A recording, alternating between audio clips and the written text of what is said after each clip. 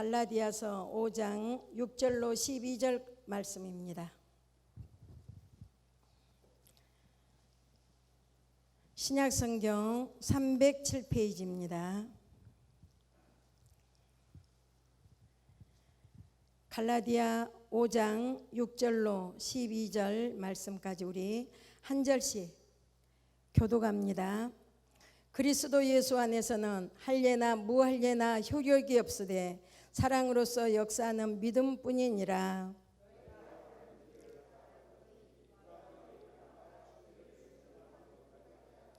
그 권면은 너희를 부르신 이에게서 난 것이 아니니라. 나는 너희가 아무 다른 마음을 품지 아니할 줄을 주 안에서 확신하노라. 그러나 너희를 요동하게 하는 자는 누구든지 심판을 받으리라.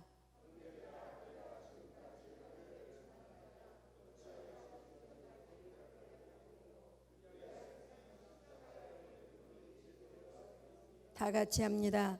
너희를 어지럽게 하는 자들은 스스로 베어 버리기를 원하노라. 아멘. 기도합니다. 살아계신 하나님, 3일 동안도 우리를 향하신 아버지의 눈동자같이 지키심이 우리의 신앙 양심까지도 회복된 줄 믿고 오늘 부르심에 합당하게 주의 제단 앞에 무릎 꿇었습니다. 하나님, 심히도 연약하고 부족한 우리의 이 모습을 그대로 받으시옵시고 돌아갈 때는 하나님의 군사의 모습으로 변화되게 하여 주시어서 세상에 나가 하나님이 기뻐하신 일들을 온전히 이루어가며 살아갈 수 있도록 도와주시옵소서. 부족한 종을 붙드시옵시고 아버지 영광 드러내도록 성령님 도와주시고 함께하여 주시옵소서. 예수님의 이름으로 기도합니다. 아멘. 할렐루야. 오늘은 9월 첫날, 여러분들이 목사님이 강단을 비우신 만큼 여러분들이 사모하셔야 돼요. 그렇죠? 우리 부교육자들은 별거 아니에요. 목사님의 말씀이 얼마나 많이 폭포수같이 쏟아졌는지 여러분들이 우리 미련하고 부족한 이 부교육자들의 말씀을 들으시면서 담임 목사님의 그 중요성, 얼마나 많은 자리를 차지하고 있는가, 우리가 그 쏟아지는 말씀 속에서 우리의 믿음들이 얼마나 자랐는가를 다시 이렇게 측량, 점검 이런 해보는 귀한 시간들이 되면 담임 목사님의 귀한 그 존귀함을 여러분들이 더 새삼스럽게 느낄 줄 믿습니다. 할렐루야. 우리는 3일 동안 살면서 정말 어떤 사람들은 행복하게, 어떤 사람들은 한 번도 웃어보지도 못하고 이렇게 살아본 사람들이 있는 줄 믿습니다. 우리는 오늘 귀한 말씀을 통해서 하나님의 음성을 들을 때 하나님은 왜 죄는 모양이라도 버리라고 말씀하셨는가? 우리는 모든 것을 들춰내는 걸 좋아합니까? 덮어주는 걸 좋아합니까? 들춰내는 거 좋아하신다는 분도 있대요. 또 덮어주는 걸 좋아합니다. 그래요. 우리는 사람이면서도 누구나가 다 덮어주는 걸 좋아합니다. 그런데 하나님은 그 전지전능하신 만군의 여호와 되신 하나님은 성경 66권을 다 보아도 덮어주시는 하나님이 아니시더라고요. 다 들춰내요. 어떤 왕의 한 사람 예를 들어보면 다윗 왕을 보고 하나님 뭐라 그랬어요? 너는 내 마음에 합한 자라. 얼마나 축복된 말씀입니까? 이 말씀으로 다윗을 그렇게 사랑하고 다윗을 그렇게 하나님이 기뻐서 사용하시면서도 다윗이 그 밧세바의 간음죄를 보고 하나님은 나단 선지자를 보내면서 들춰라. 다 까발리라는 거예요. 까발리라고. 왜요? 하나님은 죄를 그렇게 싫어하셔요.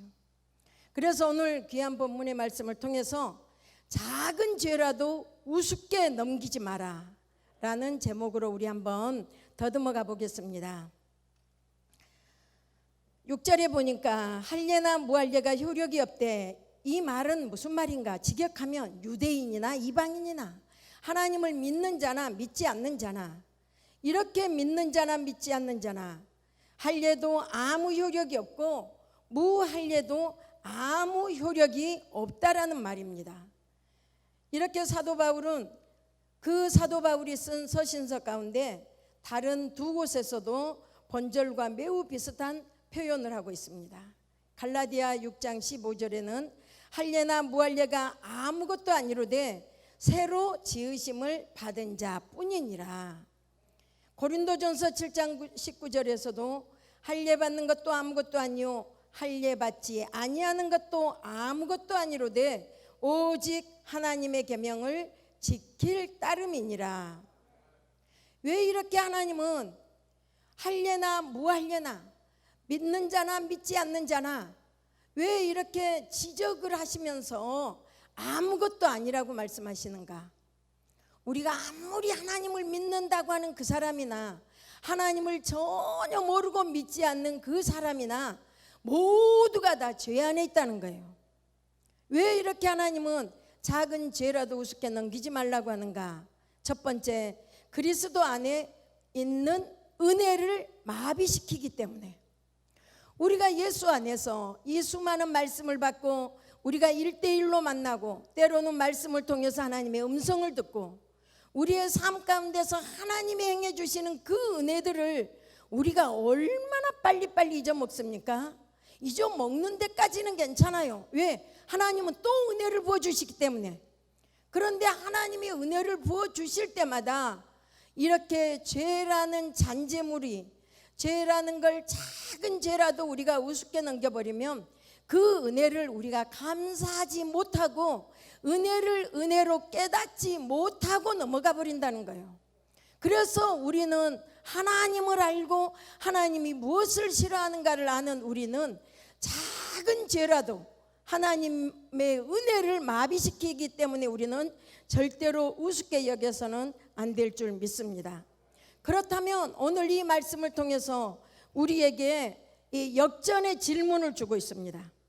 그렇다면 과연 우리에게 효력이 있는 것은 무엇일까? 그런 문제로 우리를 집중시키게 하고 있습니다. 이것이 바로 그 6절 후반부에 있는 이것이 바로 사랑으로서 역사하는 믿음뿐이니라. 믿음은 믿음인데 사랑이라는 단어를 통해서 역사한다는 사실입니다.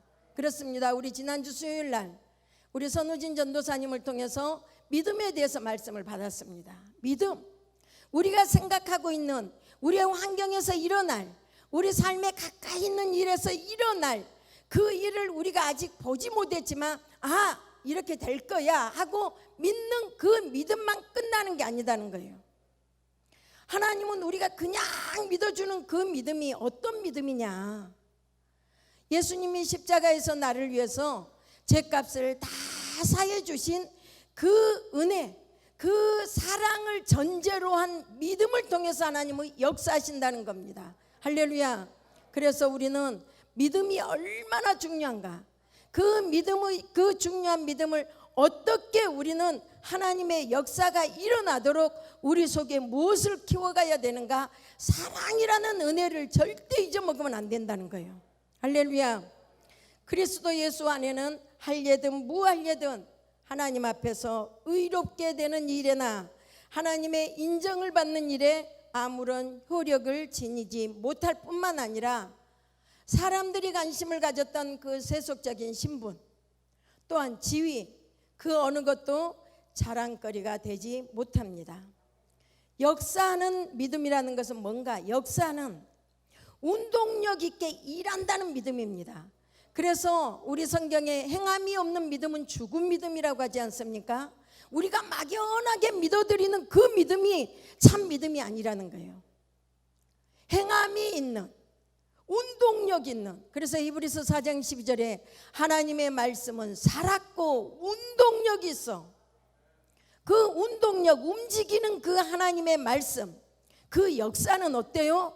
우리의 관절과 골수를 찔러 쪼개기까지 하며, 그러니까 병든 자가 낫고 사람이 알 수 없는 암덩어리가 없어지고. 할렐루야. 이 역사는 뭔가?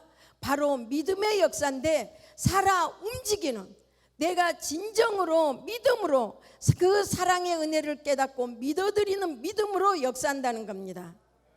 이렇게 하나님의 말씀은 살았고 운동력이 있다고 합니다. 바울은 이 역사하는 데서 말하고자 하는 바는 오직 믿음만이 그리스도 안에서 효력을 갖는다고 합니다. 그 믿음도 무엇을 매개체로요? 사랑. 사랑이라는 매개체를 통해서 살아서 운동력 있게 나타나는 믿음뿐이라는 사실입니다. 어떤 사람은 믿음은 있다고는 하는데 예수님의 사랑, 십자가의 사랑을 전혀 개의치 않고 신앙생활하는 사람을 저는 봅니다. 신앙생활이란 건 무엇입니까? 내 자신의 신념이나 신조나 경험을 근거로 삼는 것이 아닙니다. 전지전능하신 하나님의 약속과 말씀을 믿고 사는 것이 바로 신앙생활입니다. 그래서 사람으로서 역사하는 믿음은 바로 우리가 교회 안에서 열심히 예배를 드리는데 성도 간에 교회 안에 어떤 어려움이 있어도 무관심한 사람, 어때요? 자기는 열심히 믿음이 있어서 열심히 나오는데 교회와 내 주위의 형제들, 성도 간에 이런 어려움들이 있어도 아무 감정이 안 일어나고 아무 감동이 안 일어나는 것, 무관심한 상태는 바로 운동력이 있는 믿음이 아니라는 겁니다. 그래서 그 믿음에는 하나님의 역사가 일어날 수가 없습니다. 또한 우리는 하나님의 일을 할 때 어떻습니까? 하나님 내 중심 아시지, 내 형편 아시지. 뭐 하나님은 이렇게 합리화시키는 하나님이 아닙니다. 하나님은 반드시 우리의 믿음이 하나님의 은혜를 알고 십자가의 은혜를 알고 움직일 때 그 다음에 내 중심을 아시지 하고 핑계대 버리는 게 아니라 그 문제에 내가 드려지지 못하고 헌신되지 못할 때 회개하는 거예요. 하나님, 십자가의 은혜를 내가 생각하면 내 생명을 드려도 아깝지 않지만 하나님, 이 환경에서 이 여건에서 제가 구별하지 못한 거 하나님 회개합니다. 이렇게 회개를 해야지. 우리는 믿음 가지고 신앙생활 한다면서 너무 쉽게 합리화시키는 거, 이거 뭡니까? 그것도 죄예요. 하나님은 회개하지 않는 것이 죄라고 하셨어요. 하나님의 말씀대로 살지 않는 것이 죄라고 했어요. 어떻게 보면 우리가 너무나도 익히 많이 들어서 마비되어 버린 은혜예요. 이 은혜로서는 절대 역사하는 힘이 일어나지 않는다는 겁니다. 감사요.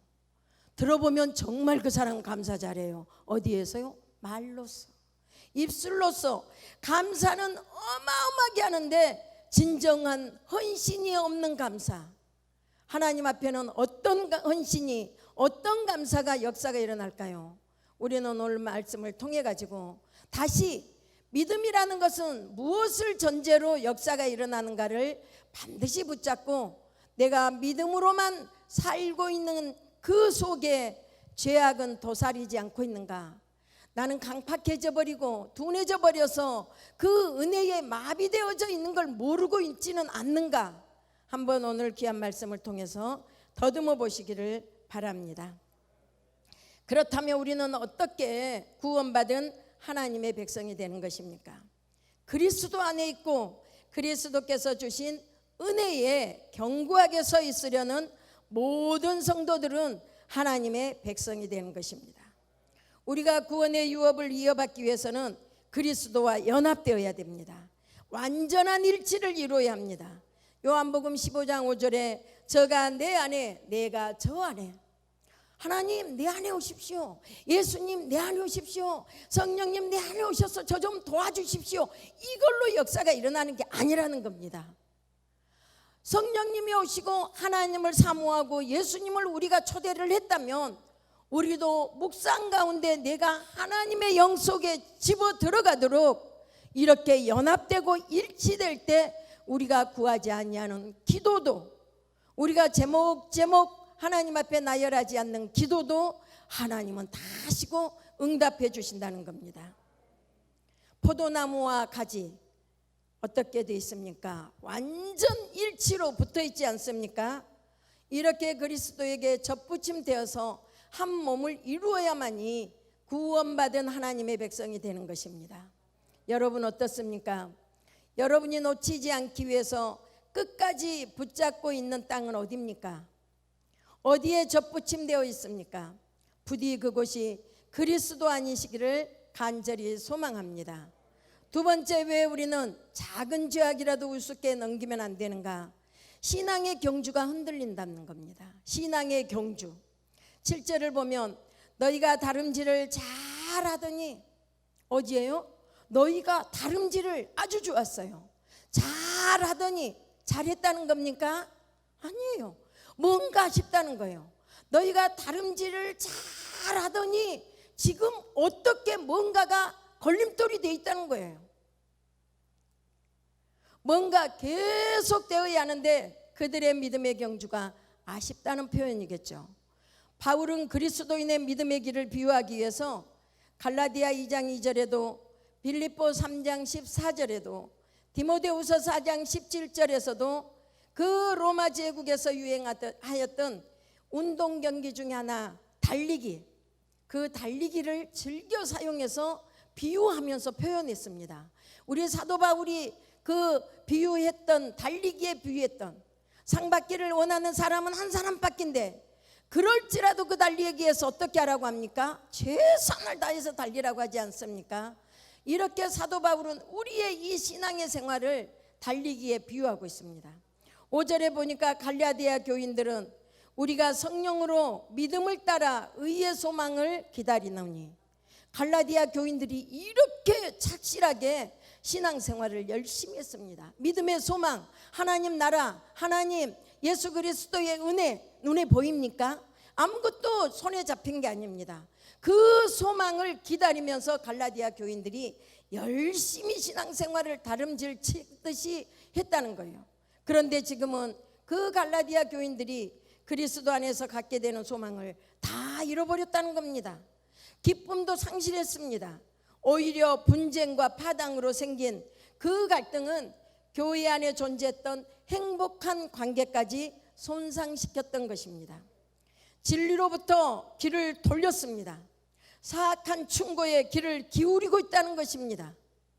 누가 와서 너희의 길을 막고 있기에 그렇게 흔들리고 있느냐? 바울이 지금 책망하고 있지 않습니까? 우리 믿음이 흔들릴 때는 언제입니까? 신앙의 다름질을 잘하더니라는 그 안타까움일 때는 언제입니까? 때로는 내 마음의 소리 때문에, 때로는 주위 사람들의 소리 때문에, 때로는 성수가 없는 내 주위의 성도들을 통해서 우리의 목적지가 흔들리고 있지 않습니까? 달리기의 경기를 보면 우리 신앙생활의 그 단계와 너무 흡사한 걸 봅니다.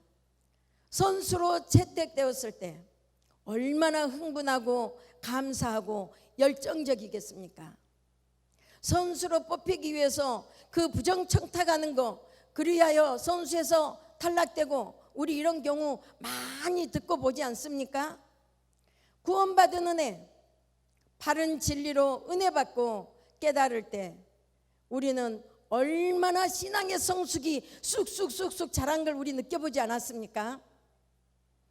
경기하는 자는 상을 받기 위해 오직 결승점만을 향하여 생명 걸고 최선을 다하는 치열한 경쟁, 긴장감을 나타내는 달리기랍니다. 갈라디아 교인들은 지금 그 경주에서 벗어나고 있는 것입니다. 이탈하고 있음을 책망합니다. 그들의 출발이 아주 훌륭한 대목이 또 있습니다. 갈라디아 4장 14절을 한번 보겠습니다.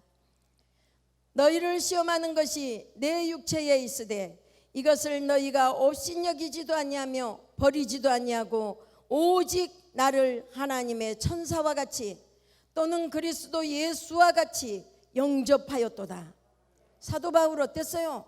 복음을 가는 곳곳마다 전하고 교회를 세우고 참 진리를 전하는데도 잠깐 그 교회를 떠나서 다른 교회 가서 복음 전하고 훈련시켜 놓고 오면은 그들이 도망가고 없는 자리도 있었지 않습니까? 참 진리, 참 복음만을 기다린다면 얼마나 좋겠습니까? 사도 바울에게는 또한 뭐가 있었습니까? 안질이 있었지 않습니까? 우리가 보기에는 정말 지도자인데도 눈이 찌적찌적 해봐요. 우리는 말짱하고 건강한데 요즘 세상에도요, 그때나 지금이나 똑같아요. 지도자가 좀 시원찮하고 지도자가 좀 가난하면 성도들이요 무시한다는 거예요. 그런데 그때 당시 갈라디아 교인들 얼마나 가난했을까요? 그런데도 그 사도 바울을 어떻게 했다고요? 하나님의 천사와 같이 또는 그리스도 예수와 같이 어떻게 영접하였도다. 그렇게 존귀하게 여겼다는 거예요. 우리는 우리가 복을 받고 우리가 은혜가 마비가 되지 않게 하는 것은 바로 이 사도 바울이 갈라디아 교인들이 사도 바울을 대했던 이 모습을 우리가 회복하지 않으면 우리가 받는 은혜가 금방금방 마비됩니다. 지도자 입장에서 보면 어때요? 처음에는 은혜 받고 열심히 달리더니 무슨 소리예요? 안타까운 소리예요. 가슴 아픈 소리죠. 그러나 안타깝게도 이제 그들의 다름질은 누군가의 방해를 받아 결승점에서 점점 멀어지고 있다는 겁니다. 즉 성도가 끝까지 지키고 나가야 하는 진리에서 점점 멀어지고 있다는 말입니다. 실로 바울에게 가슴 아픈 일이지 않습니까?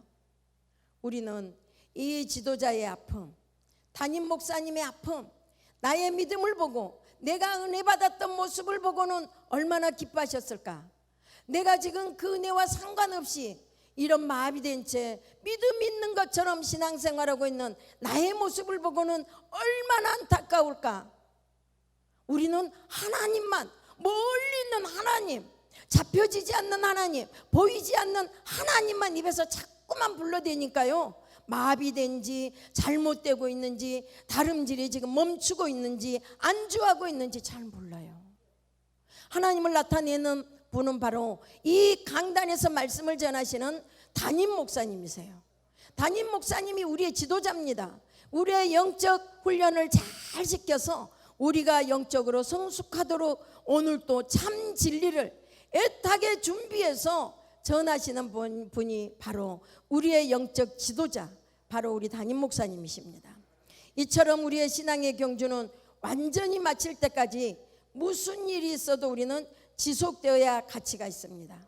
비록 우리의 신앙생활 가운데 우리를 걸려 넘어지게 하는 사단의 유혹이, 또한 주위의 유혹이 늘 따라다닌다고 할지라도 성도는 경주를 포기하거나 그 길을, 어떤 길이에요? 내가 가야 될 자리, 내 직분에게 맞는 자리, 성도는 성도로서의 자리, 장로는 장로로서의 자리, 권사는 권사로서의 자리. 저는 지난 토요일 날부터 우리 교회 청소를 하고 우리 청소하신 분들이 다 모여서 점심을 먹기 전에 청소를 다 끝내고 이 자리에서 기도를 합니다. 하나님, 나를 불러주셔서 주님의 몸된 교회, 우리 성도들이 다 와서 은혜 받고 변화될 이 자리를 청소하게 해주셔서 감사합니다. 왜 이런 감동이 왔었냐고요? 아프가니스탄이 순간에 탈레반한테 정복당하고 그 비참함을 볼 때 바로 지도자의 모습을 보게 됐어요. 얼마나 비참합니까? 우리는 이렇게 이 몸된 교회, 예수님의 머리예요, 예수님의 몸이라고 하는 이 교회의 청소의 부름을 받고 얼마나 그 은혜가 큰 걸 우리는 잘 몰라요. 너무 힘들어. 왜 나만 매주 와야 돼? 왜 이렇게 빠져? 왜 이렇게 빠지는 사람이 많아? 하나님의 은혜가 마비된 거 아닐까요? 우리는 정말로 우리가 이렇게 건강해 있다는 것에 우선 감사해야 되지 않습니까? 주님이 주님의 몸된 교회를 한 번 와서 따듬어보고 씻어보고 돌아보게 하시는 그 하나님의 은혜가 있기 때문에 우리는 청소를 해도 감사, 은혜가 새로워지는 거예요. 내가 무엇인데 하나님 이 전을 이렇게 쓸고 닦을 수 있는 은혜를 주십니까? 그런 걸 생각하니까 정말 눈물 났어요. 여러분들이 집에서 온라인 예배를 드리고 아니신 분들은 우리 새벽 강단에 나와서 새벽에 기도를 하시는데, 여러분들이 장로님의 명단부터 쭉 불러서 성도까지 이름 한 번 다 불러가지고 한 번 기도해 주신 분 아주 귀해요. 아주 귀합니다. 그런데 장로님 일일이 명단 다 적었어요. 이번 주부터는 집사 성도까지 다 적을 거예요. 서리 집사 성도 권찰 이름은 지난주에는 뺐지만 이번 주에는 다 부를 거예요. 우리가 그 모든 성도들의 이름 한 번만 부를 수 있는 것도 하나님의 은혜 아닙니까? 이렇게 우리는 내 자리를 절대 빼앗기면 안 됩니다. 직분의 자리 이탈해서 안 됩니다. 이렇게 이탈해서 다른 곳을 향하여 가서는 우리는 안 된다는 것을 우리가 꼭 기억해야 될 줄 믿습니다. 하나님께서는 어떤 한 사람도 낙오되거나 실족되는 자들이 있기를 바라시는 분이 아니십니다. 고린도전서 9장 27절에 보니까 자신이 도리어 버림이 될까 두려워하여 날마다 자신의 몸을 쳐 복종하게 했던 바울처럼 우리도 날마다 자신의 신앙 상태를 점검하시고 주님을 향한 영적 싸움을 끝까지 잘 싸워야 될 줄 믿습니다. 디모데후서 4장 7절로 8절에는 내가 선한 싸움을 싸우고 나의 달려갈 길을 마치고 믿음을 지켰으니 이제 후로는 나를 위하여 의의 면류관이 예비되었으므로 주 곧 의로우신 재판장이 그날에 내게 주실 것이니 내게만 아니라 주의 나타나심을 사모하는 모든 자에게니라. 할렐루야. 사도 바울은 자기가 의의 면류관을 받을 것을 얼마나 열심히 달려오면서 준비했는지 고백하면서도 나만 받는 게 아니고 내게만이 아니고 주의 나타나심을, 주님 앞에 우리가 반드시 설 그날에 우리가 사모하는 모든 자에게 자기가 받은 의의 면류관을 다 받을 수 있게 하나님은 하신다는 겁니다. 그러면 우리는 어떻게 해야 되겠습니까? 작은 죄라도 우리는 우습게 여겨버린다면 우리는 이렇게 사모하는 마음까지도 마비되어 버린다는 겁니다. 8절에 보니까 그 권면이 너희를 부르신 이에게서 난 것이 아니라고 합니다. 복음의 진리를 순종하지 못하도록 설득하는 자에게는 누구든지 순종하지 말라는 겁니다. 왜냐하면 그러한 설득은 너희를 부르신 이에게서 나온 것이 아니기 때문이다라는 것입니다. 우리를 부르신 하나님은 이렇게 우리가 사모하는 그런 행위마다 열매를 보시고 그냥 지나가시는 것이 아니라 반드시 갚아주시는 분이라는 겁니다. 우리의 경험에 의한 분별력은 눈앞에 이익을 보고 우리는 유익을 보고 달려가기 때문에 우리는 한계를 지니고 있습니다. 오늘날과 같이 영적으로 혼탁한 세대에서는 무엇보다도 우리는 분별력이 필요합니다.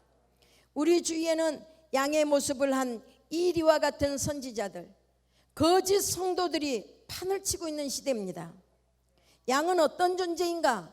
우리가 눈이 어두워서 이런 존재로 끝나는 게 양이 아니에요. 양은 어떤 존재냐? 하나님은 우리를 양에 비유하고 있지 않습니까? 이사야 53장 6절에 너희는 다 양 같아서, 양이라는 거예요. 그런데 그 양은 어떤 존재냐면은 위험 요소를 피할 분별력이 없다는 거예요. 그래서 우리 그런 뉴스 보지 않았습니까? 양 우리에서 한 마리가 뛰어나오니까 다 뒤따라 가지고 어디에서 떨어져 죽습니까? 절벽 낭떠러지 가서 다 떨어져 죽지 않습니까? 이렇게 양은 위험 요소를 피할 분별력이 없다는 거예요. 또한 두 번째는 고집이 세고 제멋대로 활동한다는 겁니다.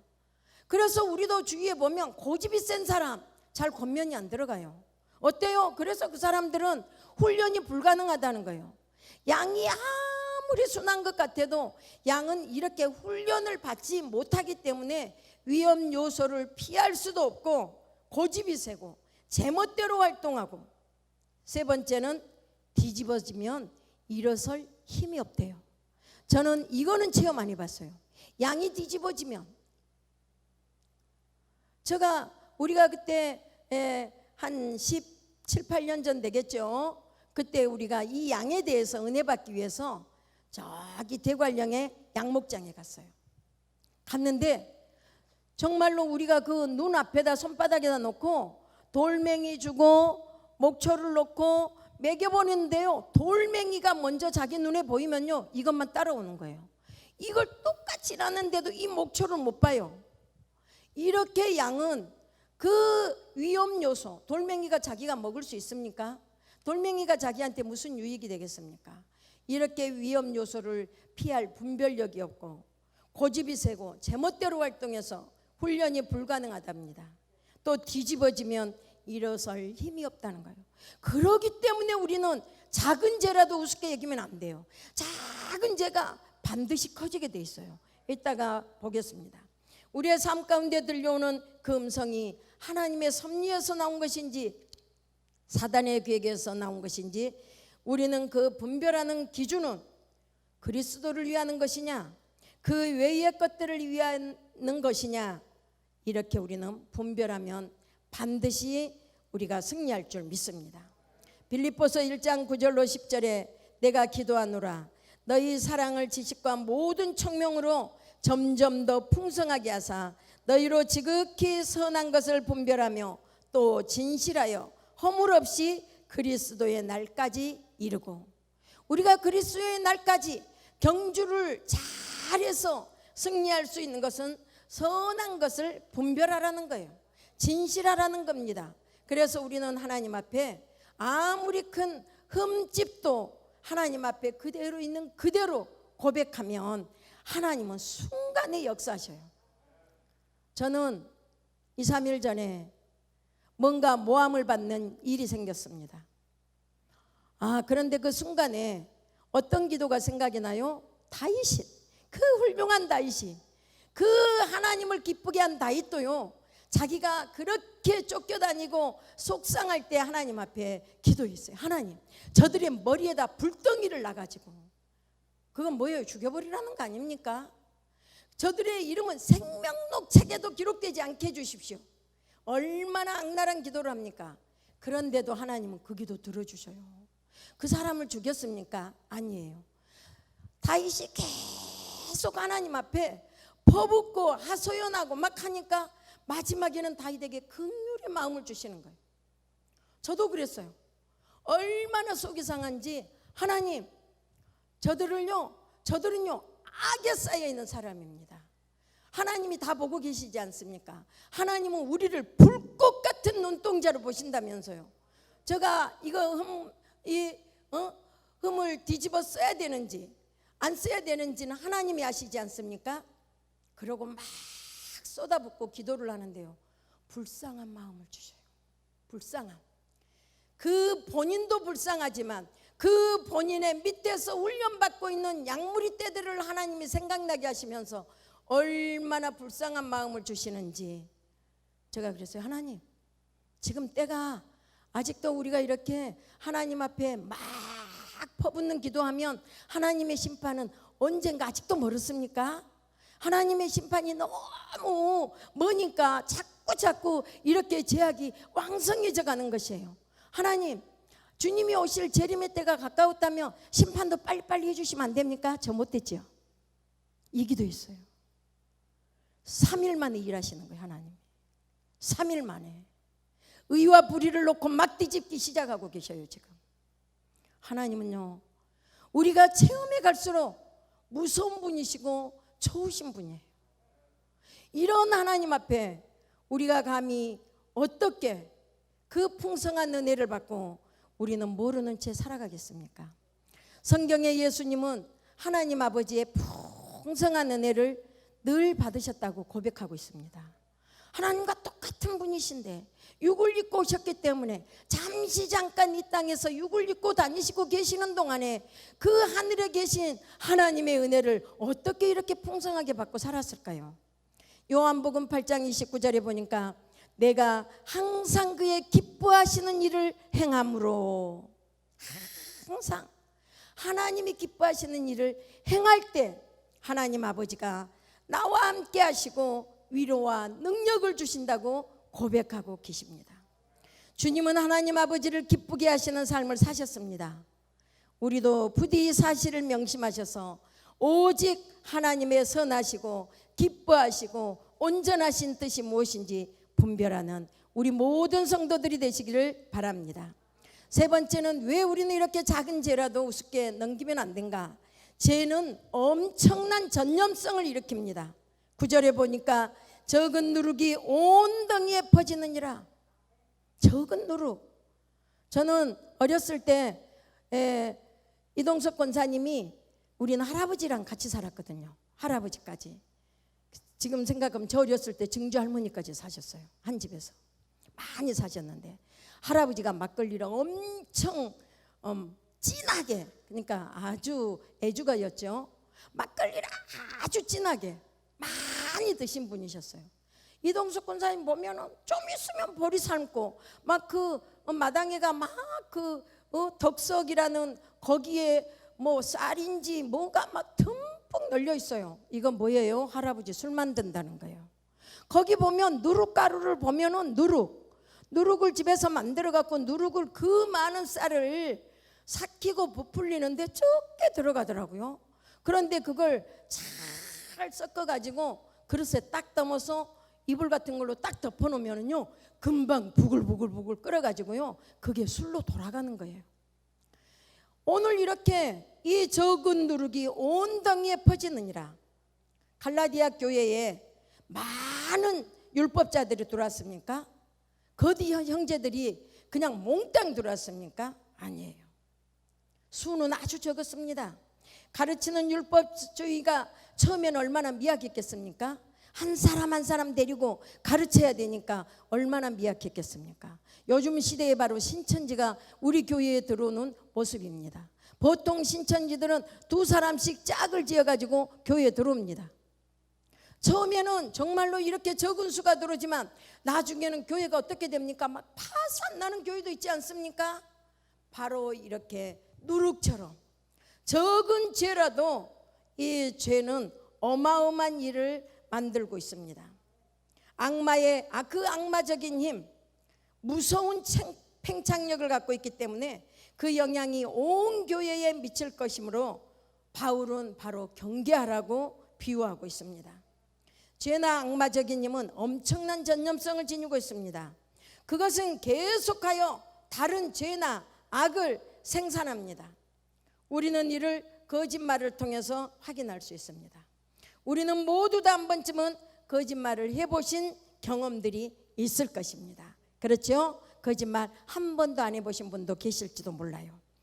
우리는 거짓말을 해놓고 그 거짓말이 드러날 즈음 되면 어때요? 그 거짓말을 숨기기 위해서 더 큰 거짓말을 합니다.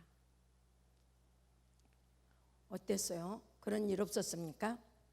바로 처음에 말했던 것처럼 다윗의 그 밧세바 사건이 무슨 죄였습니까? 간음죄였어요. 그 간음죄를 숨기기 위해서 다윗은 어떤 죄를 짓습니까? 살인죄를 짓습니다.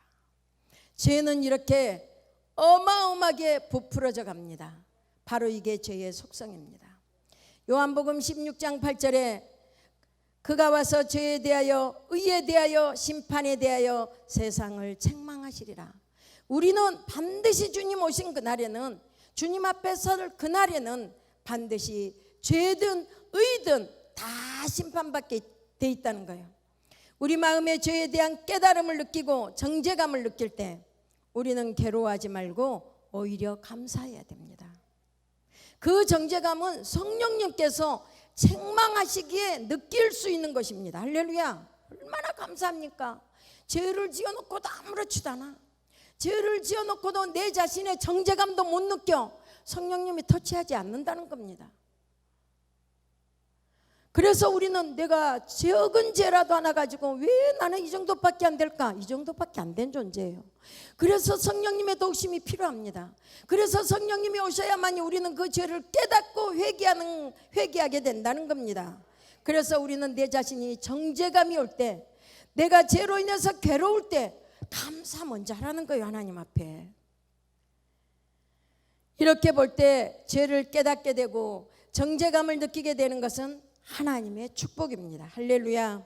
우리로 하여금 회개케 하고 그리스도의 구속의 은혜를 더욱 믿고 의지하게 하려는 하나님의 은혜의 섭리이기 때문입니다. 그렇습니다. 죄는 엄청난 전염성을 지니고 있습니다. 처음에는 아주 사소할지라도 결국은 한 인간을 큰 죄인으로 만들거나 한 조직 또는 한 사회를 범죄 집단으로 만들 수 있는 힘을 지니고 있습니다. 데살로니가 전서 5장 22절에는 악은 모든 모양이라도 버리라고 하였습니다. 악은 어떤 모양이라도 다 버리라는 거예요. 그러므로 진리의 말씀으로 우리의 발에 등불을 삼고 인생길의 빛을 삼아서 살아나가신다면 반드시 우리는 적은 죄라도 민감하게 회개하는 성령님의 도우심을 받고 살 수 있습니다.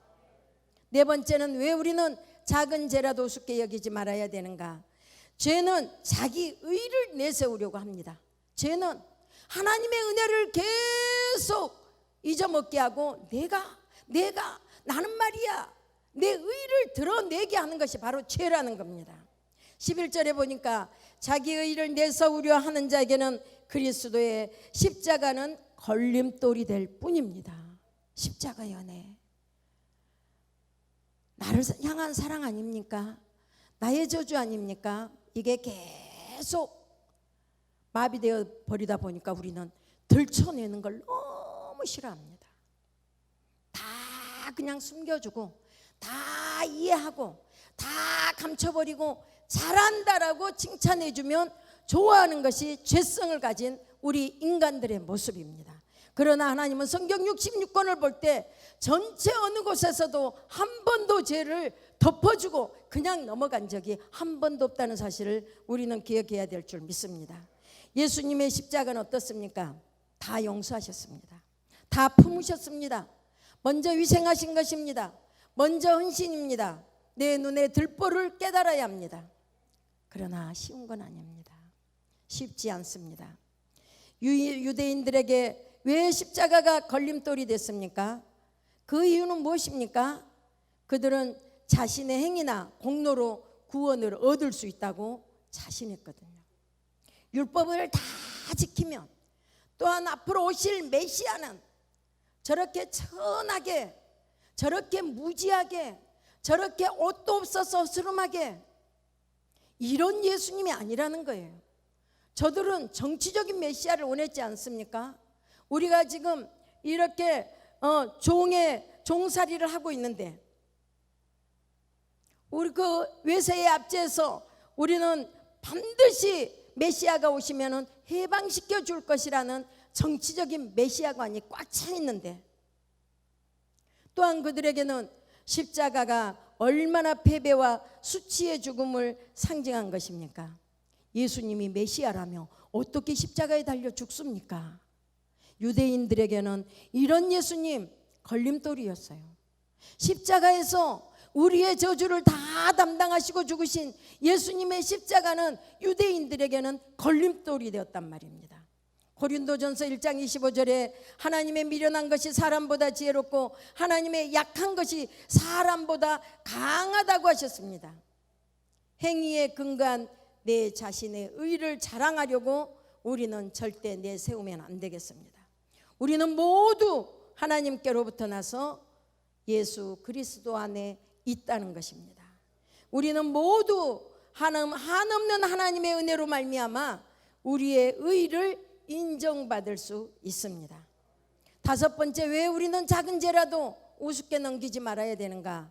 죄는 소동을 일으켜서 파괴시킵니다. 시끄럽게 만듭니다.